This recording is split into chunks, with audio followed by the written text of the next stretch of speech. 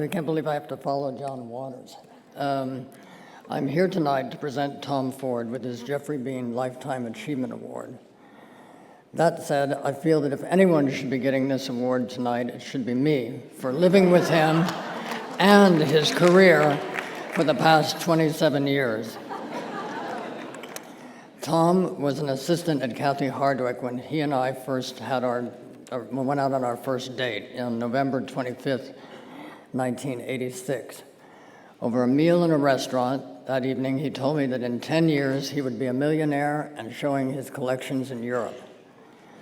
I was really only meeting this person for the first time, but as someone who had already been working in the fashion business for 6 years, I had seen designers and companies go in and out of business at an alarming speed.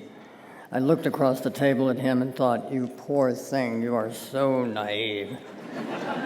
He had only been working in the fashion business for about a few months, and I didn't have the heart to tell him that the industry would beat those dreams right out of him. But it didn't take Tom 10 years. He reached that goal in 9. When Tom sets his mind on something, he can and will make it happen.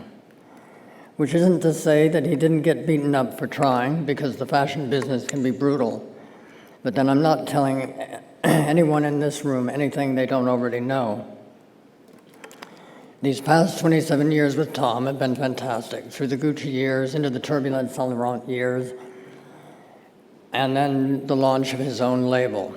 All of this has been exciting and exhilarating, but there hasn't been a night in all of those 27 years when I didn't ask him, what new nightmares today?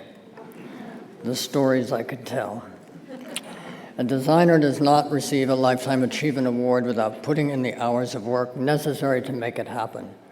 As much as people like to think of the fashion world as glamorous, the reality is that every day is a never-ending uphill battle over one thing or another. I can only paraphrase what a designer once said, "Getting to the top is easy, staying there is hard." Tonight is a celebration of Tom staying on top and a singularity of his vision. I will just add that over his career, Tom has received many fashion awards,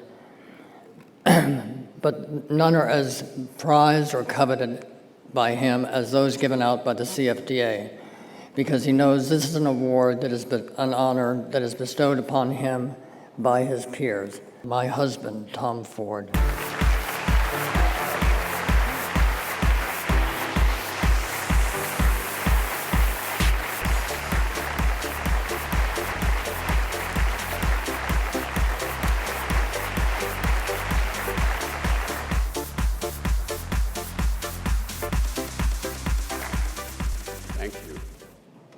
You were good, Richard.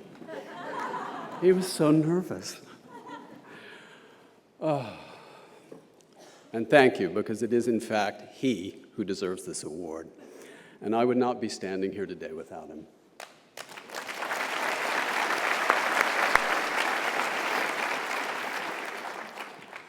I'd like to thank the CFDA, Stephen Kolb, Anna Wintour, and Dion von Furstenberg. This is a great honor. This award has special meaning for me for many reasons. One, I would not be standing on this stage were it not for Jeffrey Bean. Years ago, in the mid-'80s, I was obsessed with Mr. Bean, as many designers have been, and I wanted desperately to work for Jeffrey Bean. And so I drew up a portfolio that I thought suited the house of Jeffrey Bean, and I took it to Richard Lambertson, who was working for Mr. Bean, as he was called at that time. Richard liked my work, Mr. Bean did not, but Richard remembered me. And when a few months later he was working with Don Mello at Gucci, Richard remembered me, thought about me, called me. I came in, met with Richard, met with Don, and moved to Italy and started working at Gucci. When Dion von Furstenberg purred into my ear as we were waiting for our cars at a party in Los Angeles, and Dion purrs, it's very sexy, purred into my ear that I was going to receive a Lifetime Achievement Award, my first reaction was that she was really being cruel. I mean, Lifetime Achievement seems like it says you're finished, you're over. So I'm determined to regard this as a midlife achievement award. I hope. What this award has really given to me was a moment to stop, and we rarely do this in fashion, and to reflect on the last 25 years of my life and of my work. Stopping and looking back has helped me to actually feel some of the emotions that I missed while I was living the past 25 years. Ultimately, there can be great sadness in looking back, because when the past is beautiful, we mourn that it is, in fact, the past. It's gone. But it can also give us the drive to make the next chapter as beautiful and as meaningful as the last. It's been a wonderful 25 years, and I could never have achieved all the things that I have without so many people in this room. Without Kathy Hardwick, Richard Lambertson, Dawn Mello, David Bamber, Tom Mendenhall, James Scully, Whitney Hawkins, Peter Hawkins, Corey Galpern, Laura Majeski, and most of all, Domenico De Soli.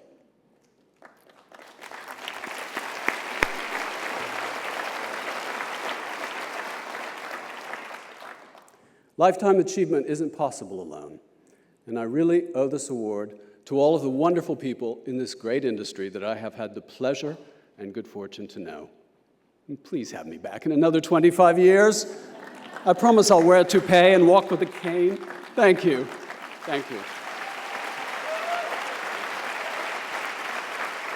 Right here, please start on the right side. On the right, here. Right here.